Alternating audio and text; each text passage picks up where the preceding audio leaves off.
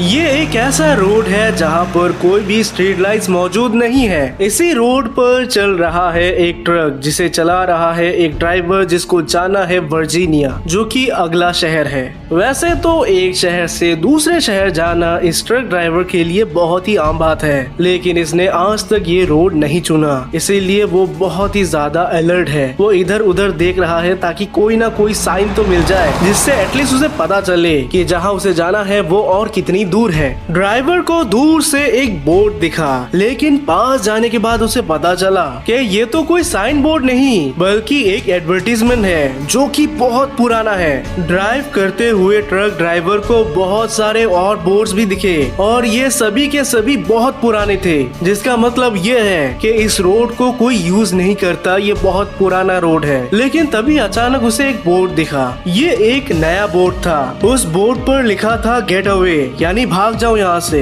ये पढ़ने के बाद ट्रक ड्राइवर सोच में पड़ गया, क्या ये वार्निंग था या जस्ट एक एडवर्टीजमेंट। ट्रक ड्राइवर एक बार सोचता है क्या वो पीछे जाकर दोबारा उस बोर्ड को चेक करे, लेकिन उसे ये करने की कोई जरूरत नहीं पड़ती क्योंकि उसके सामने ही एक और बोर्ड आ गया और इस बार उसने गाड़ी की स्पीड स्लो कर दी ताकि वो अच्छे से उस बोर्ड को देख पाए। उसमें लिखा था वारीवा road, get away get away get away. Driver गाड़ी को दोबारा भगाने लगा और थोड़ी देर में ही उसे दोबारा एक और बोर्ड दिखा जिसमें एग्जैक्ट वही लिखा था। इस बार वो गाड़ी को रोक देता है और गाड़ी से उतरकर वो बोर्ड को अच्छी तरह से देखने लगता है और यहाँ पर वो नीचे एक और लाइन को पाता है जहाँ पर लिखा था find what you are looking for. अरे पर हम क्या ढूंढ रहे हैं? इस बोर्ड पर ना तो कोई एड्रेस है, ना फोन नंबर, ना कुछ। ये है क्या?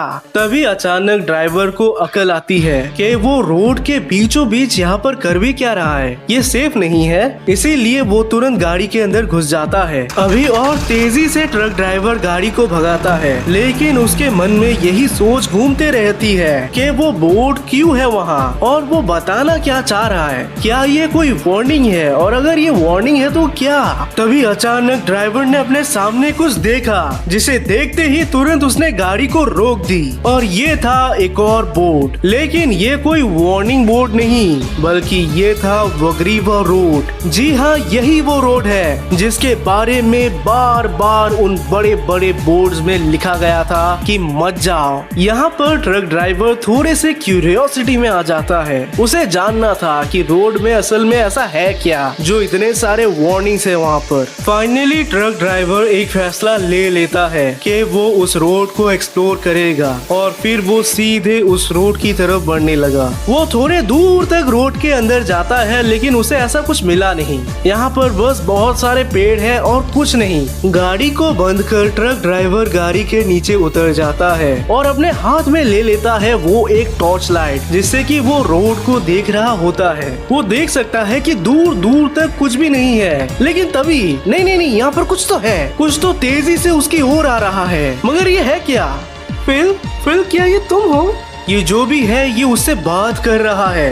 टॉर्च को लड़की के ऊपर मारने पर फाइनली ट्रक ड्राइवर उसे रिकॉग्नाइज कर पाता है। शैरन, पर तुम यहाँ पर क्या कर रही हो? दरअसल शैरन ट्रक ड्राइवर की एक्स वाइफ है, लेकिन जितना ट्रक ड्राइवर को पता है उसकी एक्स वाइफ शैरन तो दूसरे शहर शिफ्ट हो चुकी है, तो वो यहाँ पर जंगलों के बीच में क्या कर रही है, वो भी अकेले।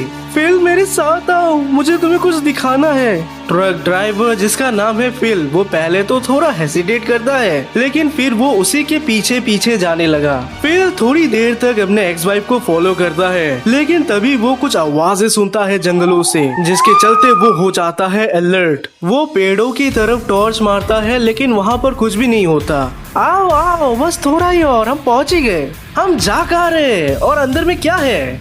वही जो तुम ढूंढ रहे हो।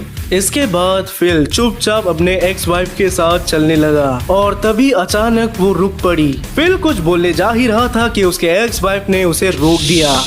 शांत हो जाओ, वो लोग आ गए।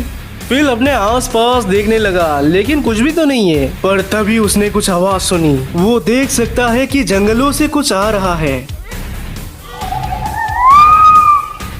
फिल देख सकता है कि उसके आसपास 20 से भी ज्यादा डियर्स है। लाइट ऑफ कर दो। ये सुनते ही उसने लाइट ऑफ कर दी। फिल देख सकता है कि इन सारे डियर्स की आंखें चमक रही है। एक छोटा सा डियर फिल के पास जाता है, जिसे देखकर फिल अपना हाथ बढ़ाता है उसे प्यार करने के लिए। वो छोटा डियर डायरेक्ट पीछे देखता है, शायद वो अपने मम्मी को देख रहा है। तभी उसके मम्मी ने मुंडी हाँ की तरफ हिलाया और इसके बाद डियर और पास आने लगा। फिल अपने हाथ से डियर को पकड़ने जा ही रहा होता है कि तभी उसने अटैक कर दिया और साथ ही साथ बाकी सारे डियर्स ने भी उस पर अटैक कर दिया।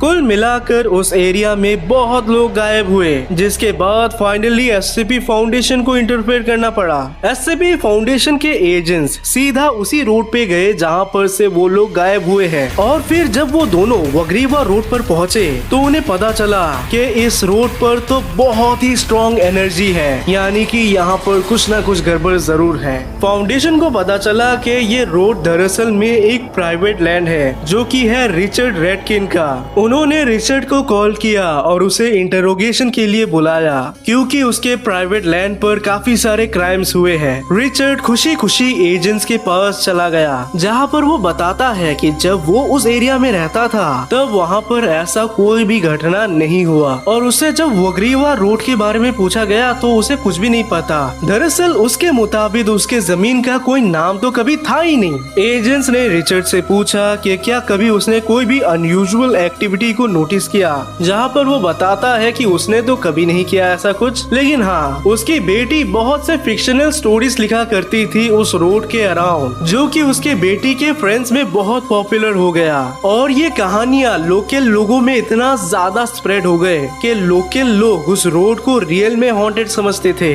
लेकिन वो तो बहुत साल पहले की बात थी। एजेंट रिचर्ड को बोलता है कि वो उसके बेटी से मिलना चाहते हैं, लेकिन रिचर्ड इसे इम्पॉसिबल बताता है क्योंकि कई साल पहले उसकी बेटी एक रिवर में डूबकर मर चुकी है। एजेंट्स ने लोकल रिपोर्ट्स और न्यूज़पेपर को खंगाला तो उन्हें पता चला कि वाकई में उसकी बेटी डूबकर मर चुकी थी जब वो सिर्फ 16 साल की थी। लेकिन फाउंडेशन को एक बढ़िया सा कोइंसिडेंस मिला। दरअसल उस लड़के के मरने के एक हफ्ते के बाद से ही उस रोड पर जो भी जाता है वो मिसिंग हो जाता है।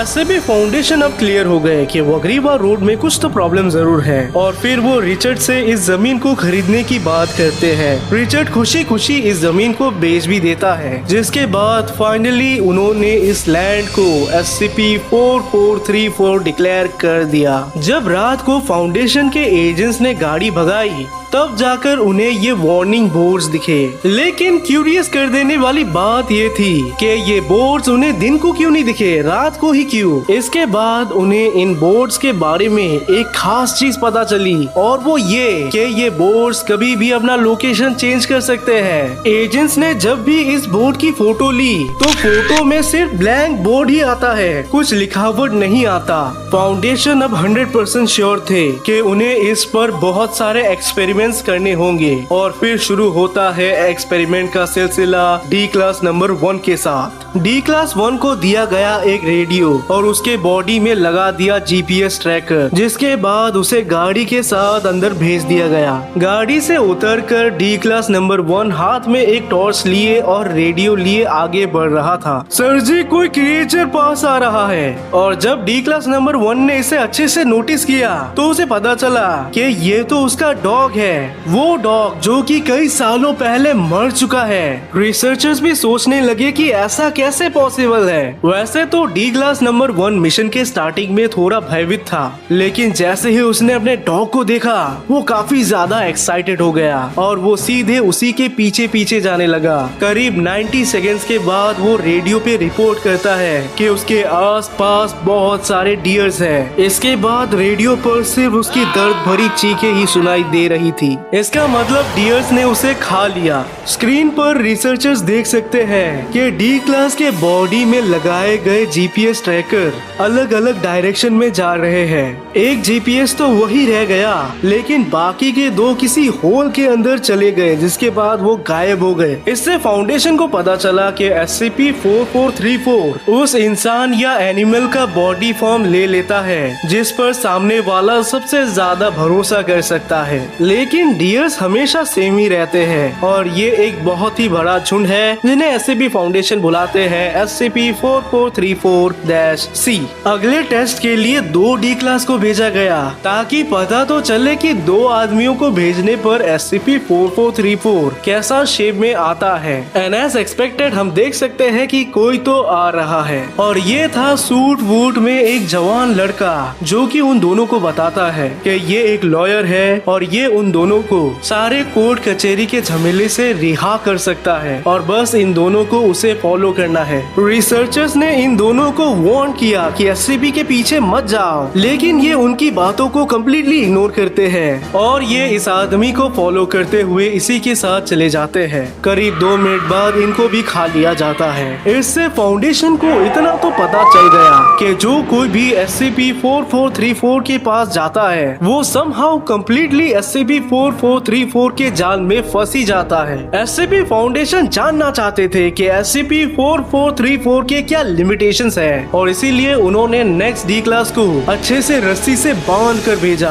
ताकि यदि उस पर अटैक हो तो वो इसे खींच कर इसे बचा पाए। डी क्लास एक स्पॉट पर वेट करता है जहां पर हम देख सकते हैं कि वो आ चुका है, लेकिन इस बार SCP एक बूढ़ी औरत में ट्रांसफॉर्म होकर आई है। उसके अपीयर होते ही तुरंत फाउंडेशन ने रस्सी खींच दी। ये देख गुस्से से औरत ने एक चाकू निकाला और फिर तूफान के स्पीड से दौड़कर उसने रस्सी को काट दिया, जिसके बाद वो डी क्लास को अंदर ले जाती है एंड ये वाला डी क्लास भी मारा गया। रिसर्चर्स अब फ्रस्ट्रेट होने लगे और इसीलिए वो यूज करते हैं एक ड्रोन। अनलाइक ह्यूमंस, ड्रोन काफी अंदर तक चला गया और वो होल के अंदर जा ही रहा था, लेकिन होल के थोड़े अंदर जाते ही वो ड्रोन बंद हो जाता है, जिसके बाद हमें कोई आइडिया नहीं कि उस होल के अंदर क्या है। 5th टेस्ट के लिए रिसर्चर्स चूज करते हैं एक ऐसे डी क्लास को जिसे माउंटेन क्लाइंबिंग और दौड़ने की बहुत अच्छी कैपेबिलिटी है। वो इसे SCP-4434 के बारे में पूरा डिटेल में बताते हैं और साथ ही ये भी बताते हैं कि उसे उस होल में जाना है और उसे एक्सप्लोर करना है। उस होल को SCP फाउंडेशन बुलाते हैं SCP-4434-D। उसी रात को SCP एजेंट्स डी क्लास को एक्सप्लोरेशन के लिए छोड़ाए। डी क्लास यानी कि ये लड़की बहुत होनहार थी, इसीलिए वो तेजी से उस होल के पास पहुंच गई, लेकिन पता नहीं कि उसके पास अभी तक SCP-4434 नहीं पहुंचा। ये लड़की रस्सी की मदद से आराम से नीचे चली गई होल के, और होल के नीचे वो देख सकती है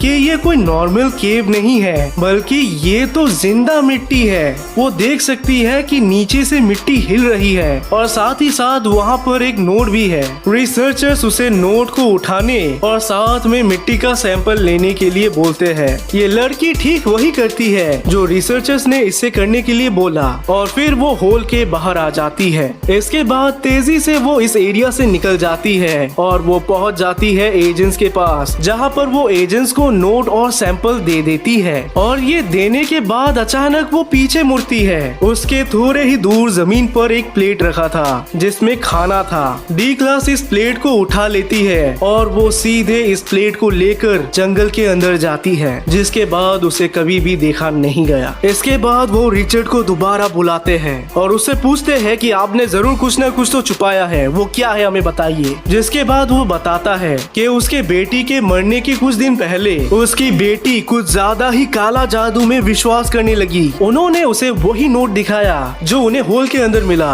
और वो बताता है कि प्रोबेबली इसे उसके बेटी ने ही लिखा है। इससे फाउंडेशन इतना तो क्लियर हो गए कि उसके बेटी के जादू टोने के चक्कर में उस एरिया में कुछ गलत प्रभाव पड़ चुका है, जिसे इंग्लिश में मैजिक या फिर विचक्राफ्ट भी कहा जाता है। होल के अंदर जो नोट मिला उसे रिचर्ड ने पढ़ा, जो कि आप स्क्रीन पर भी देख सकते हैं, लेकिन मैं इसे पढ़ूंगा नहीं क्योंकि वैसे ही वीडियो बहुत लंबी हो चुकी है। लेकिन ये एक तरह का पोयम है जिससे पता चल रहा था कि रिचर्ड की बेटी काला जादू में कुछ ज्यादा ही मोहित हो चुकी थी। SCP फाउंडेशन को होल में से जो मिट्टी मिली, उस मिट्टी को जब उन्होंने टेस्ट किया तो उन्हें पता चला कि ये DNA है और ये किसी इंसान का नहीं बल्कि एंगलर फिश का डीएनए है और इसीलिए SCP-4434 का नाम पड़ा एंगलर फिश। तो ये है कहानी एक ऐसी सड़क की जहां पर भूल के भी मत जाना, और अगर तुम जाते हो तो तुम्हारी मर्जी, तुम जाओ लेकिन सब्सक्राइब करके जरूर जाना।